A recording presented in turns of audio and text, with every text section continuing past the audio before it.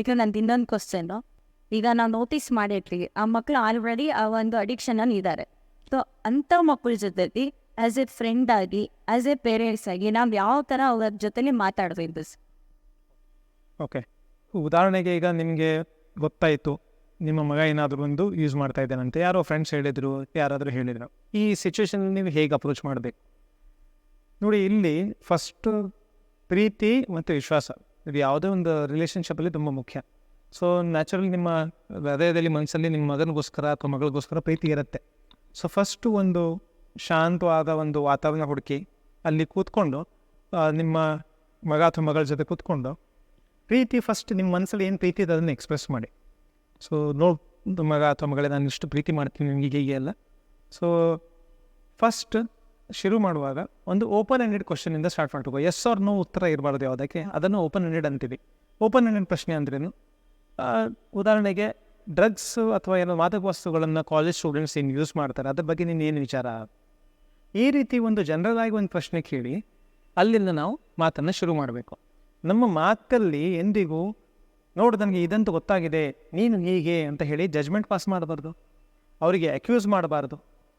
ನಾವು ಅವ್ರ ವಿರುದ್ಧವಾಗಿದ್ದೀವಿ ಅಂತ ಹೇಳಿ ತೋರಿಸಿದ್ರೆ ಅವರು ಅಷ್ಟೇ ಡಿಫೆನ್ಸಲ್ಲಿ ಹೋಗಿಬಿಡ್ತಾರೆ, ಮತ್ತು ಅದನ್ನು ಓಪನ್ ಆಗಿ ನಮ್ಮ ಹತ್ರ ಹೇಳಲ್ಲ. ನಮ್ಗೆ ಬೇಕಾಗಿರೋದು ಏನಿದೆ,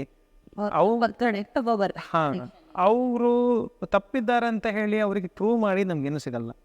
ನೀನು ಹೇಗೇನೆ ಅಂತ ಹೇಳಿ ಲೇಬಲ್ ಕೊಟ್ಟು ನಮಗೇನು ಸಿಗಲ್ಲ. ನಮಗೇನು ಬೇಕು, see if they are stepping into adulthood, ಅವರು ಅಡಲ್ಟ್ ಆಗ್ತಾ ಇದ್ದಾರೆ, ಅವ್ರ ಹತ್ರ full autonomy, decision making capacity ಎಲ್ಲ ಬರುತ್ತೆ. ನೀವು ಅವ್ರ ಜೊತೆಗೆ ಎಷ್ಟು ಚೆನ್ನಾಗಿ ಒಂದು ರಿಲೇಷನ್ಶಿಪ್ಪನ್ನು ಡೆವಲಪ್ ಮಾಡ್ತೀರಿ ಅದ್ರ ಮೇಲೆ ಡಿಪೆಂಡ್ ಇರುತ್ತೆ ನೀವು ಎಷ್ಟು ಬೇಗ ಇವರನ್ನು ಈ ಒಂದು ತೊಂದರೆ ಬಿಹೇವಿಯರಿಂದ ಹೊರಗಡೆ ತರ್ತೀರಿ. ಎಲ್ಲೋ ಒಂದು ಕಡೆ ಅವ್ರಿಗೆ ಒಂದು ಕೆಟ್ಟ ಒಂದು ತಪ್ಪು ಕಲ್ಪನೆ ಬಂದಿದೆ, ಇಂಥ ಒಂದು ಮಾದಕ ವಸ್ತು ತೊಗೊಂಡು ನಡೆಯುತ್ತೆ ಜೀವನದಲ್ಲಿ, ಅದೇನು ದೊಡ್ಡದು ಅಂತ ಹೇಳಿ. ಆದರೆ ಅದರಿಂದ ಅವರಿಗೆ ಫ್ಯೂಚರ್ ಮೇಲೆ ಎಫೆಕ್ಟ್ ಆಗ್ಬೋದು ಅಂತ ಹೇಳಿ ಇದು ನೀವು ಅವರಿಗೆ ಅರ್ಥ ಮಾಡಿಸ್ಬೇಕಂದ್ರೆ ಫಸ್ಟ್ ಒಂದು ಪ್ರೀತಿಯ ವಾತಾವರಣ ಇರಬೇಕು. ಸೊ ಇಂಥ ಒಂದು ವಾತಾವರಣದಲ್ಲಿ ಒಂದು ಓಪನ್ ಎಂಡೆಡ್ ಕ್ವಶನ್ ಮಾತಾಡಿ ಈ ಟಾಪಿಕನ್ನು ತಂದು, ನೆಕ್ಸ್ಟು ಇತ್ತೀಚೆಗೆ ನನಗೆ ನಿನ್ನ ಸ್ವಭಾವದಲ್ಲಿ ಅಥವಾ ಡೈಲಿ ರೂಟನಲ್ಲಿ ಸ್ವಲ್ಪ ವ್ಯತ್ಯಾಸ ಕಾಣಿಸ್ತಾ ಇದೆ, ಹೇಗೆ ಈ ರೀತಿ ಏನಾದರೂ ಇದೆಯಾ ಅಂತ ಹೇಳಿ, ಏನಾದರೂ ಒಂದು ಹೆಲ್ಪ್ ಬೇಕಾಗಿದೆಯಾ ಅಂತ ಹೇಳಿ. ಪಾಸಿಟಿವ್ಸ್ ನೆಗೆಟಿವ್ಸ್ ಲೈಫಲ್ಲಿ ನಾವು ಮುಂದೆ ಹೋಗಬೇಕಂದ್ರೆ ನಾವು ಏನೇನು ಕೆಲಸ ಮಾಡಿದರೆ ಪಾಸಿಟಿವ್ ಕಡೆ ಹೋಗ್ತೀವಿ, ಏನೇನು ಮಾಡಿದರೆ ನೆಗೆಟಿವ್ ಕಡೆ ಹೋಗ್ತೀವಿ ಅಂತ ಹೇಳಿ, ಅದರಲ್ಲಿ ಮಾದಕ ವಸ್ತುಗಳ ಯೂಸು ಯಾವ ರೀತಿ ಒಂದು ನೆಗೆಟಿವ್ ಪ್ರಭಾವ ಬೀರುತ್ತೆ ಲೈಫ್ ಮೇಲೆ ಅಂತ ಹೇಳಿ ಡಿಸ್ಕಸ್ ಮಾಡಬೇಕು. ಈ ರೀತಿ ಡಿಸ್ಕಸ್ ಮಾಡಿದಾಗ ಏನಾಗುತ್ತೆ, you are taking them into confidence. ಅವರಿಗೇನು ಅನಿಸುತ್ತೆ, ಓಕೆ ನನ್ನ ಬಗ್ಗೆ ಡಿಸ್ಕಷನ್ ಆಗ್ತಾಯಿಲ್ಲ, ಇನ್ ಜನರಲ್ ಡ್ರಗ್ ಯೂಸ್ ಬಗ್ಗೆ ಡಿಸ್ಕಷನ್ ಆಗ್ತಾಯಿದೆ. ಆವಾಗ ಅವ್ರ ಇನ್ಪುಟ್ಸು ತೊಗೋಬೇಕು, ನಿನ್ಗೇನು ಅನಿಸುತ್ತೆ ಅಂತ ಕೇಳಿ ಅವ್ರ ಕಡೆಯಿಂದ ಒಂದು ಪಾಯಿಂಟ್ಸ್ ತೊಗೊಂಡು ಇದ್ರ ಬಗ್ಗೆ ಮಾತಾಡೋದು. ಆವಾಗ ಏನಾದರೂ ಅವ್ರ ಕಡೆಯಿಂದ ಒಂದೆರಡು ಸರ್ತಿ ಯೂಸ್ ಆಗಿದೆ ಅಥವಾ ಇಲ್ಲ ನಾನಿಲ್ಲ ನನ್ನ ಫ್ರೆಂಡ್ ಯೂಸ್ ಮಾಡ್ತಾ ಇದ್ದಾನೆ ಅಂತ ಹೇಳಿ ಇಂಡೈರೆಕ್ಟಾಗಿ ಏನಾದರೂ ನಿಮಗೆ ಸುದ್ದಿ ಸಿಕ್ಕಿದ್ರೆ ನನ್ನ ಅಡ್ವೈಸ್ ಏನಂದರೆ ಅವರಿಗೆ ಎಕ್ಸ್ಪರ್ಟ್ಸ್ ಹತ್ರ ತಪ್ಕೊಂಡು ಹೋಗಿ, ಸೈಕಾಟ್ರಿಸ್ಟ್ ಹತ್ರ, ಸೈಕಾಲಜಿಸ್ಟ್ ಹತ್ರ ಹೋಗಿ ಈ ಮಾತನ್ನು ಮತ್ತೆ ನಾವು ಮುಂದುವರಿಸಿ ಏನಾದರೂ ಇದ್ದರೆ ಅದನ್ನು ಡಿಸ್ಕಸ್ ಮಾಡಿ ಸಾಲ್ವ್ ಮಾಡ್ಬೋದು. ಯೂಶ್ವಲಿ ಏನಾದರೂ ಒಂದು ಅಸೋಸಿಯೇಟೆಡ್ ಪ್ರಾಬ್ಲಮ್, ಉದಾಹರಣೆಗೆ ಎಕ್ಸಾಮ್ ಸ್ಟ್ರೆಸ್ಸಿಗೆ ಇರ್ಬೋದು, ನಿದ್ದೆಗೋಸ್ಕರ ಇರ್ಬೋದು, ಅಥವಾ ಸುಮ್ಮನೆ ಎಕ್ಸ್ಪೆರಿಮೆಂಟ್ಗೋಸ್ಕರ ಇರ್ಬೋದು, ಪಿಕ್ನಿಕ್ ಹೋದಾಗ ಇರ್ಬೋದು, ಇಂಥ ಒಂದು ಸಂಗತಿ ನಡೆದಿರ್ತದೆ. ಅಲ್ಲಿಂದ ಯೂಶ್ವಲಿ ಸ್ಟಾರ್ಟ್ ಆಗುತ್ತೆ. ಸೊ ಇದನ್ನು ಅಲ್ಲಿಗೆ ಸ್ಟಾಪ್ ಮಾಡಲಿಕ್ಕೆ ಮತ್ತು ಇವರಿಗೆ ವಾಪಸ್ಸು ತನ್ನ ಫ್ಯೂಚರ್ ಕಡೆ ಗಮನ ಹಾಕಲಿಕ್ಕೆ ನಾವು ಸಪೋರ್ಟ್ ಮಾಡ್ಬೋದು. ಅಂದರೆ ನೀವು ಫ್ರೆಂಡ್ಸು ಮತ್ತು ಪೇರೆಂಟ್ಸ್ ಏನಾದರೂ ಈ ಥರ ಮಕ್ಕಳು ಈ ಒಂದು ಇದರಲ್ಲಿ ಇದ್ದಾರೆ ಅಂತ, ಅಡಿಕ್ಷನಲ್ಲಿ ಇದ್ದಾರೆ ಅಂತ ಗೊತ್ತಾದ್ಮೇಲೆ ಡೈರೆಕ್ಟಾಗಿ ಹೋಗಿತ್ತ ಇಂಡೈರೆಕ್ಟಾಗಿ ಬಂದು ಕಾನ್ಫಿಡೆನ್ಸ್ ತಗೊಂಡು ಬಂದು ಆಮೇಲೆ ಅವರನ್ನು ಆ ಒಂದು ಅಡಿಕ್ಷನಿಂದ ಹೊರಗಡೆ.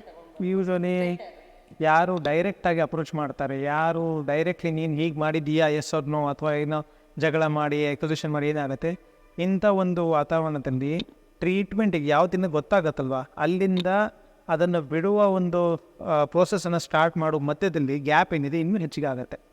ಏನಾಗುತ್ತೆ, ಅಪ್ಪ ಅಮ್ಮನಿಗೆ ಒಂದು ವೈರಿಯಾಗಿ ನೋಡ್ಲಿಕ್ಕೆ ಶುರು ಮಾಡ್ತಾರೆ. ಸೊ ಆವಾಗ ನಾವು ಹೆಲ್ಪ್ ಮಾಡ್ಲಿಕ್ಕೆ ಆಗಲ್ಲ.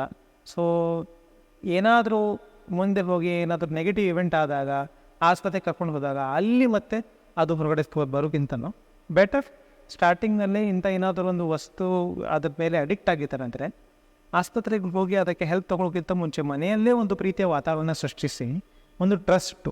ಮತ್ತು ಈ ಟ್ರಸ್ಟಲ್ಲಿ ತುಂಬ ಮುಖ್ಯ ಅಂದರೆ ಒಬ್ಬ ಮನುಷ್ಯ, ಒಬ್ಬ ಹುಡುಗ ಅಥವಾ ಹುಡುಗಿ ನಾನು ಬಿಡ್ತೀನಿ ಅಂತ ಹೇಳಿ ಒಂದು ನಿರ್ಧಾರ ಮಾಡಿ ಅಪ್ಪ ಅಮ್ಮನ ಹತ್ರ ಆಯಿತು ನಾನು ಬಿಡ್ತೀನಿ ಅಂತ ಹೇಳಿದ ಮೇಲೆ ಮತ್ತೆ ಮನೆಗೆ ಬಂದಾಗ ಪದೇ ಪದೇ ಬ್ಯಾಗ್ ಓಪನ್ ಮಾಡಿ ಚೆಕ್ ಮಾಡೋದು, ಹತ್ತಿರ ಹೇಳ್ಕೊಂಡು ಮೂಸಿ ನೋಡುವುದು, ಬಾಯಿಂದ ವಾಸನೆ ಬರ್ತಾ ಇದೆಯಾ, ಅದನ್ನೆಲ್ಲ ಮಾಡಬಾರ್ದು. ಏನು ಮಾಡಿದ್ರೆ ಎಷ್ಟು ನಂಬಿಕೆ ಇದೆ ಅಂತ ನಾವು ಅವ್ರಿಗೆ ಎಸ್, ನಂಬಿಕೆ ಮುರಿದ್ರು ಕೂಡ ಇಲ್ಲ ಸರ್ ನಾನು ಇಷ್ಟು ವರ್ಷ ನಂಬಿಕೆ ಮಾಡಿದ್ದೆ, ಅವನು ಮುರ್ದ ಅಥವಾ ಅವಳು ಹೇಗೆ ಮಾಡಿದ್ದಾಳೆ ಅಂತ ಹೇಳಿದರೆ ದಟ್ಸ್ ನಾಟ್ ಅ ಸೊಲ್ಯೂಷನ್. ಏನಾಗುತ್ತೆ, ನೀವು ಒಂದು ಸರ್ತಿ ಆಗಿದ್ದಾಗೋಯ್ತು. ಈಗ ಫ್ಯೂಚರಲ್ಲಿ ಟ್ರಸ್ಟ್ ಇಸ್ ವೆರಿ ಇಂಪಾರ್ಟೆಂಟ್.